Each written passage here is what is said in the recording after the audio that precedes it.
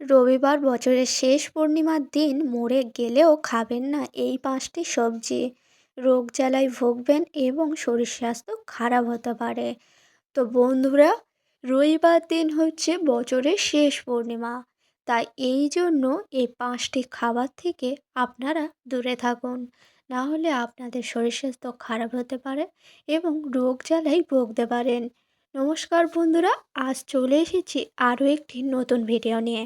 আশা করছি সকলে ভালো আছেন, সুস্থ আছেন। তো বন্ধুরা, এবার বলি, রবিবার দিন পড়েছে বছরের শেষ পূর্ণিমা। আর এই পূর্ণিমার দিনে অবশ্যই করে কিছু নিয়ম বিধি মেনে চলাই উচিত। তার কারণ হচ্ছে বছরের শেষ পূর্ণিমার দিনে আপনারা যদি এমন কিছু খাবার গ্রহণ করেন তাহলে কিন্তু শরীর স্বাস্থ্য খারাপ হবে এবং বাড়িতে অঘটন লেগেই থাকবে। তাই এই কারণে বছরের শেষ পূর্ণিমার দিনে কিছু নিয়ম অবশ্যই করে মেনে চলার চেষ্টা করুন। আর ভিডিওটি সম্পূর্ণ দেখতে থাকুন, একদমই স্কিপ না করে। আর ভিডিওটি দেখার পরে ভালো লাগলে একটি লাইক করবেন এবং আমার চ্যানেলে নতুন হলে অবশ্যই চ্যানেলটিকে সাবস্ক্রাইব করে পাশে থাকবেন পরের ভিডিও পাওয়ার জন্য।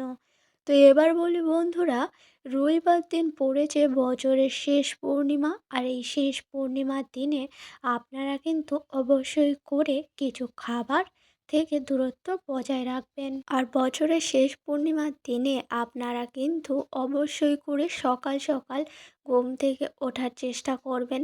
তারপর সকাল সকাল বাসি কাজকর্ম একেবারে সেরে নেবেন, পরিষ্কার পরিচ্ছন্ন করে নেবেন।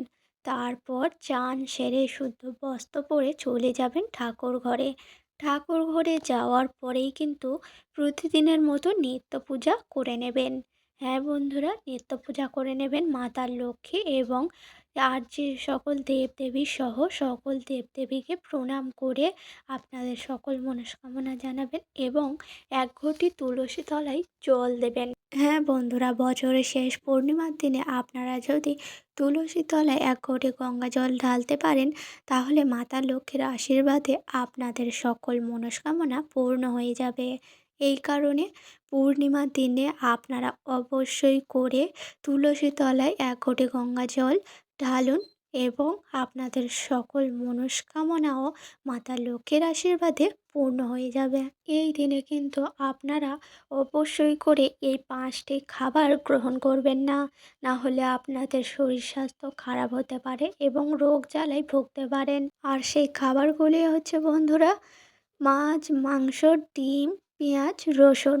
হ্যাঁ বন্ধুরা, এই 5টি খাবার এবং আমিষ জাতীয় খাবার এই পূর্ণিমা চলাকালীন একদমই মুখেই তুলবেন না। না হলে আপনাদের শরীর স্বাস্থ্য খারাপ হতে পারে, রোগ জ্বালায় সারা বছর ভুগতে পারেন। হ্যাঁ বন্ধুরা, আপনারা কিন্তু বছরের শেষ পূর্ণিমার দিনে মাছ, মাংস, ডিম, পেঁয়াজ, রসুন এই 5 রকমের খাবার ভুলেও মুখে তুলবেন না। আর তার সাথে সাথে বন্ধুরা, আমিষ খাবার একদমই গ্রহণ করা উচিত নয়। তার কারণ হচ্ছে বছরের শেষ পূর্ণিমা এটাই।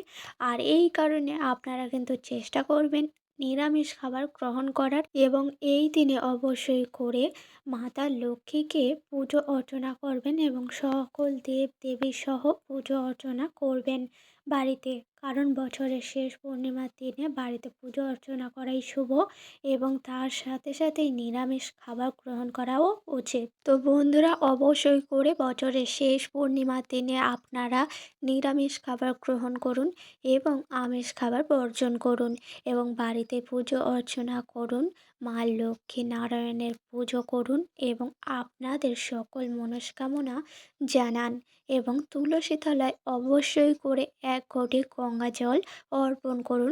সন্ধ্যাবেলা সন্ধ্যা আরতি সম্পূর্ণ করবেন এবং মাতা লক্ষ্মী নারায়ণের পুজো অর্চনা করুন এই পূর্ণিমা তিথিতে। এর থেকে আপনাদের মনস্কামনা পূর্ণ হবে এবং আপনাদের বাড়ি মঙ্গলময় হবে। তো ভিডিওটি ছিল এই পর্যন্ত। ভিডিওটি যদি ভালো লেগে থাকে লাইক করবেন, শেয়ার করবেন, কমেন্টে লিখে যাবেন জয় মা লক্ষ্মীনারায়ণের জয় এবং চ্যানেলে নতুন হয়ে থাকলে অবশ্যই চ্যানেলটিকে সাবস্ক্রাইব করে পাশে থাকবেন পরের ভিডিও পাওয়ার জন্য। সকলকে জানাই ধন্যবাদ।